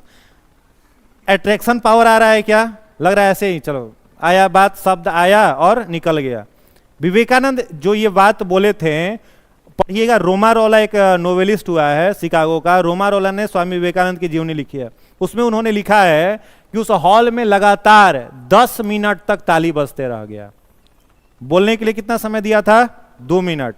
4 शब्द बोल के ताली कितना देर बजवाएं? 10 मिनट। जब 10 मिनट ताली बजते रहा, वापस पोडियम से उतर के जाकर के अपनी कुर्सी पर बैठ गए। अब जितना ऑडियंस था सब जूता चप्पल निकाल लिया एंकर को मारने के लिए, कि जो बकवास कर रहा था उसको 1-1 घंटा दिया बोलने के लिए, और जो काम का बात कर रहा है उसको 2 मिनट दिया था। अब एंकर डरा सहमा गया, उनका विवेकानंद का पैर पकड़ा, कहा कि सर जाइए, जितना देर बोलना है बोलिए। स्टेज पर आए तब तक एंकर को किसी ने सिखा दिया। क्या सिखा दिया? कि भारत से आया है, गरीब देश से आया है, गुलाम देश से आया है, इसका मजाक उड़ाओ। पूछा कैसे मजाक उड़ाए? तो इसका टॉपिक बदल दो भाषण देने का। ठीक है, गए थे किस पर बोलने पर? हिंदू रिलीजन पर बोलने के लिए। टॉपिक बदल के क्या कर दिया? तुरंत कहा कि स्वामी जी आपको जीरो के ऊपर व्याख्यान देना है। अब सोचो, सबसे कठिन विषय जो था वो दे दिया विवेकानंद को कि जीरो के ऊपर बोलना है, जितना देर चाहो आप बोल सकते हो। आप गए हैं ग्रुप डी का एग्जाम देने के लिए, यूपीएससी का पेपर आपके सामने आ जाए तो मन में क्या भाव आएगा? गए हैं हिंदू धर्म पर तैयारी करके, टॉपिक क्या दे दिया? जीरो के ऊपर बोलिए। अब सोचो कितना मुश्किल है। हमको कहा जाए जीरो के ऊपर तो मैक्सिमम 30-35 सेकेंड, यही ना। खूब खुश हुए तो 1 मिनट। अभी भी आपको कहा जाए तो आपकी भी क्षमता हमको लग रहा है यही 2-4-5 मिनट 1 मिनट की होगी। विवेकानंद जी ने इस जीरो के ऊपर लगातार सडनली टॉपिक भी कैसे दिया? एक चौक फेंका उनके तरफ, चौक पीछे बोर्ड पर गया, डॉट बना तो कहा कि जीरो के ऊपर बोलिए। अब सोचो कितना इंसल्ट करने वाला बात था। अब फिर भी उसको एक्सेप्ट करके 1 घंटा जीरो के ऊपर ही बोलते रहे।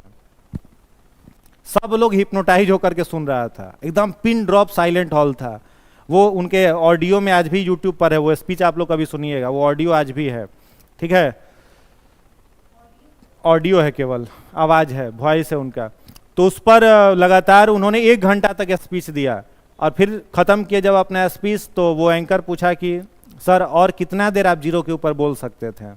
मतलब उन्होंने पूरा विजुअलाइज करा दिया, लग रहा था कि लोग सिनेमा देख रहे हैं कि जीरो क्या होता है।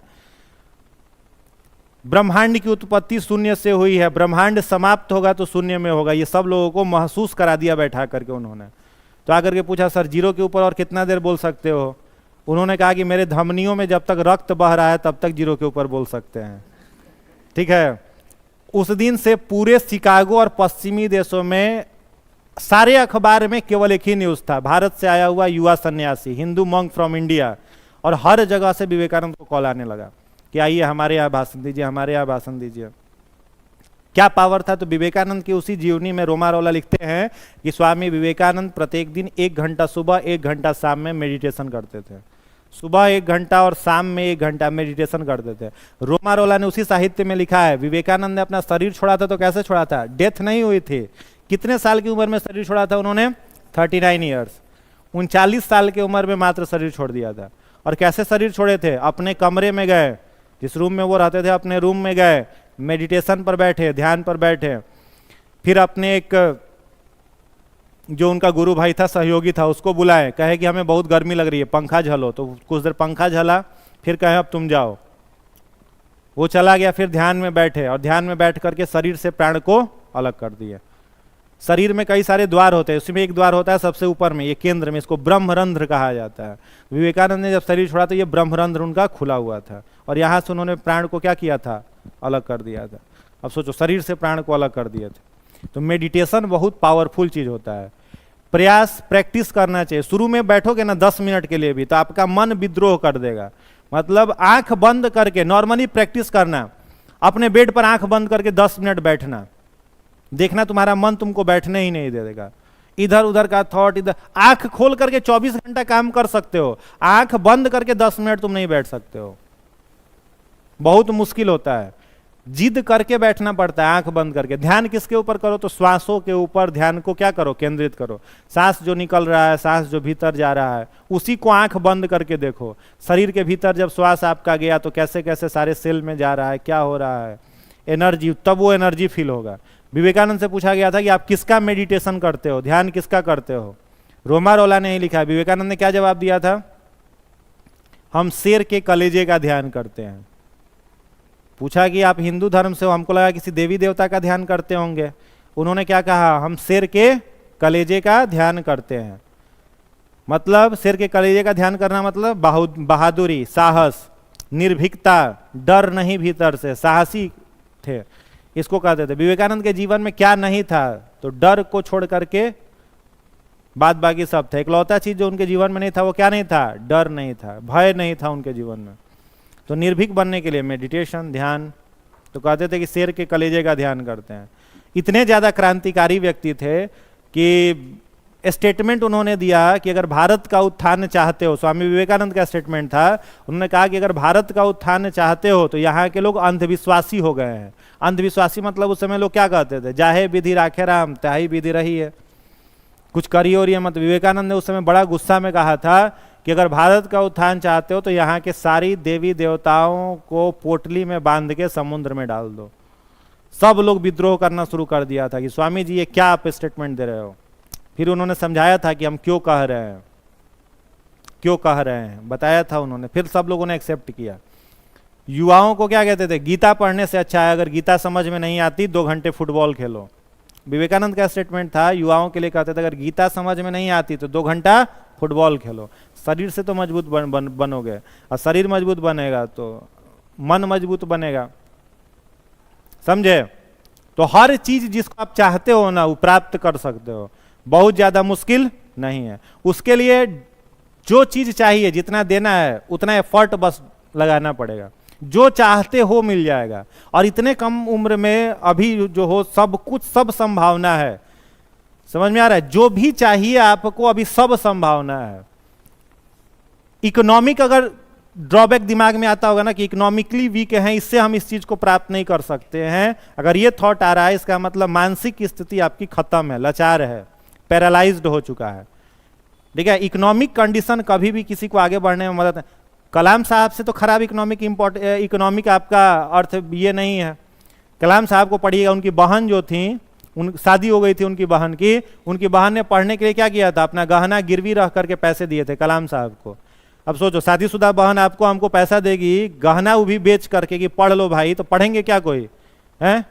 मन में क्या आएगा कि शादीशुदा बन के गहना कैसे ले ले, उसके परिवार वाले क्या कहेंगे, घर वाले क्या कहेंगे? कलाम साहब ने ले लिया था, पढ़े थे उस पैसे से। और पहला इंटरव्यू देने, एरोनॉटिकल इंजीनियर थे वो, और पहला इंटरव्यू देने के लिए जब गए, उनको क्या बनना था? Wing commandant. बचपन से ही सपना था विंग कमांडेंट, समझ रहे हो? फाइटर प्लेन उड़ाने वाला। तो द्वितीय विश्व युद्ध चल रहा था, तो दिन भर उनके ऊपर से, माने घर के ऊपर से फाइटर प्लेन गुजरता था, तो वही सपना उनका बन गया था कि विंग कमांडेंट बनेंगे। एयरफोर्स के इंटरव्यू से क्या किया गया? उनको रिजेक्ट कर दिया गया, आप नहीं बन सकते हैं विंग कमांडेंट। अब एरोनॉटिक्स से पढ़े हुए हैं, वो भी डिग्री बेकार। बहन का पैसा था गहना वाला, वो भी बेकार। नौकरी भी नहीं मिला। अब क्या मुंह लेकर के घर जाएंगे? पूरे परेशान थे। कहाँ चले गए? घर न जा करके वो चले गए कहाँ? हरिद्वार। ठीक है? हरिद्वार किस लिए गए थे कलाम साहब? कि इस बार जीवन को क्या करेंगे? खत्म कर लेंगे।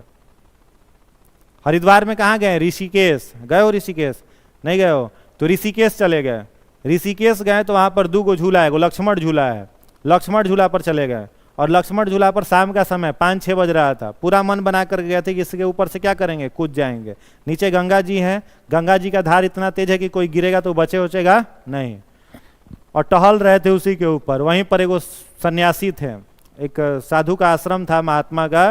वो साधु देखे अपनी कुटिया में से कि कौन लड़का है टहल रहा है, समझ गए कि क्या करने आया है। उनका नाम था शिवानंद। कलाम साहब का जीवनी पढ़ो, उनका जीवनी का नाम है विंग्स ऑफ फायर, अग्नि की उड़ान। ठीक है?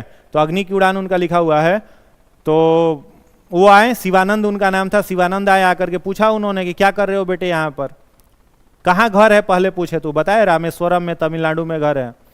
क्या कर रहे हो यहाँ पर? तो कलाम साहब रोना पूरा शुरू कर दिए। तो समझ गए, अपने कुटिया में ले गए, उनको भोजन वोजन कराया, रात भर अपने साथ रखे, पैसा भी दिया शिवानंद जी ने, और कहा कि तुम अपने घर वापस चले जाओ और फिर से प्रयास करो। कलाम साहब लिखते हैं उस किताब में कि उन्होंने 4 शब्द कहा था कलाम साहब को, जो उनके जीवन का टर्निंग पॉइंट था। क्या कहा था? नियत समय आने पर नियति तुम्हारी झोली में वह डाल देगी जिसके तुम योग्य हो। समझ में आया क्या बोले? कलाम साहब को क्या कहा था शिवानंद जी ने? नियत समय आने पर नियति तुम्हारी झोली में वह डाल देगी जिसके तुम काबिल हो। नियत समय माने टाइम आएगा, जब फल पक जाएगा तब तुमको मिलने वाला है। नियत समय आने पर, नियति मतलब प्रकृति, भाग्य, किस्मत, जो मानो तुमको वह दे देगी जिसके तुम काबिल हो। अगर काबिलियत है तो मन लगा के पढ़े थे तो बताएं कि हम तो स्कॉलरशिप में पढ़े थे, हमको सारा फैसिलिटी मिला था, टॉपर थे अपने इंस्टीट्यूट के, क्या फिर तनाव मत लो, जाओ। अगर मान लो जीवन खत्म कर लिए होते कलाम साहब तो कुछ मिलता?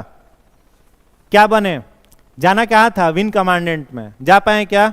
नहीं जा पाए। क्या बने? भारत के राष्ट्रपति। भारत को परमाणु संपन्न राष्ट्र बनाने में बहुत महत्वपूर्ण कंट्रीब्यूशन किसका था? कलाम का। मिसाइल मैन कहे गए। मिसाइल संपन्न राष्ट्र भारत को किसने बनाया? कलाम साहब ने बनाया था। ठीक है, अमेरिका के नाक के नीचे परमाणु परीक्षण कर दिया गया। उस समय अटल बिहारी वाजपेयी जी क्या थे? भारत के प्रधानमंत्री थे। उन्होंने कहा, कलाम साहब को डायरेक्ट ऑफर किया कि आप राष्ट्रपति बनिए। राष्ट्रपति बने। राष्ट्रपति कौन होता है? थल सेना, जल सेना, वायु सेना, तीनों का सुप्रीम। तीनों सेना का सलामी कौन लेता है? राष्ट्रपति। बनते तो क्या बनते? Wing commandant. और तीनों सेना का क्या बन गए? सलामी लेने वाला बन गए। एयरफोर्स अपने तरीके से ऑफर किया कलाम साहब को कि आप फाइटर प्लेन उड़ा लीजिए, और ट्रेनिंग दिया, और राष्ट्रपति बनने के बाद उन्होंने फाइटर प्लेन उड़ाने का अपना जो सपना था विंग कमांडेंट का, उसको पूरा कर लिया। तो किसके नसीब में क्या लिखा हुआ है, क्या मिलने वाला है, ये पता नहीं है। बस एक चीज पर केंद्र रखना है, दिमाग एक चीज पर रखना है, मेहनत में कहीं कोताही नहीं। योग्यता है, बीपीएससी नहीं मिलेगा, कई गो अधिकारी पैदा कर दोगे, कई गो अधिकारी बना दोगे अपने जीवन में, बस काबिलियत रहना चाहिए, उसमें कहीं पर कोई कमी नहीं। अपने सब्जेक्ट को इतना डेप्थनेस के साथ उस पर मजबूती रहना चाहिए, ऑटोमेटिक आपको आपका किस्मत वाला जो होगा वो मिल जाएगा। उनके घर में रोटी भी गिन करके बनता था। कलाम साहब के घर में ना रोटी जो बनता था गिन करके बनता। 6-7 भाई बहनों का परिवार था, रोटी गिन गिन करके बनता था। 5 साल के थे कलाम साहब, उनके लिए 2 रोटी बना था उस दिन, 4 रोटी खा गए। तो उनके बड़े भाई थे, उनको आकर के डांटे, क्या कर रहे हो, 4 रोटी आज तुम खा गए, आज तुम्हारे चलते माँ को भूखे सोना पड़ेगा। मतलब माँ के हिस्से का रोटी खा गए थे। भाई साहब उनको डांट रहे थे, उनको रोना आ गया, जाके माँ से लिपट के खूब रोए थे कलाम साहब। कहे थे कि हम सोच लिए थे कि उसी दिन जीवन में परिवार की गरीबी को तो दूर करेंगे ही। उनके पिताजी क्या करते थे? तो मछुआरों को नाव भाड़ा पर देते थे। समुद्र के किनारे उनका घर था, तो मछुआरा जो सब था उसको भाड़ा पर नाव देते थे, और उससे पैसा आता था, तो 7-8 लोगों का परिवार चलता था। नारियल का कुछ उनका पेड़ था, तो नारियल बिकता था, तो उससे जो पैसा आता था परिवार चलता था। अब सोचो, जिसके यहाँ रोटी गिन करके बन रही है, उससे खराब जीवन किसका है ना? तो उतना ज्यादा इकोनॉमिक बैक भी कोई व्यक्ति नहीं है। अगर वो अपनी दुर्दशा का शिकार है तो अपने कारण है।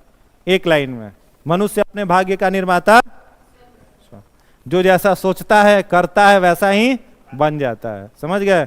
किसका लाइन है? स्वामी विवेकानंद जी का। ठीक है, तो जो बनना है, जो करना है, उसका डिसाइड करना खुद को है। और अभी के उम्र में आप जो चाहोगे वो कर सकते हो, बस ट्रैक सही रखना है। जो भविष्य में प्राप्त करना है उसे अभी प्राप्त करने का कोई सपना नहीं। देखो कहां कमेंट कर रहे हैं, समझ रहे हो? नहीं तो ना माया मिली ना राम। ठीक है, इसलिए भविष्य में जो मिलना है वो भविष्य के लिए ही ठीक है, वर्तमान के लिए बकवास है। ठीक है, इसलिए उसको भविष्य पर छोड़ देना चाहिए और वर्तमान में अपने काम के ऊपर ध्यान केंद्रित कर देना करिए, हो जाएगा। चलिए ठीक है। हाँ, बुक पढ़ने का कौन सा बुक? मतलब एकेडमिक या फिर नोवेल वगैरह? एकेडमिक्स के लिए 4-5 पेज पढ़ते हैं तो क्या होता है?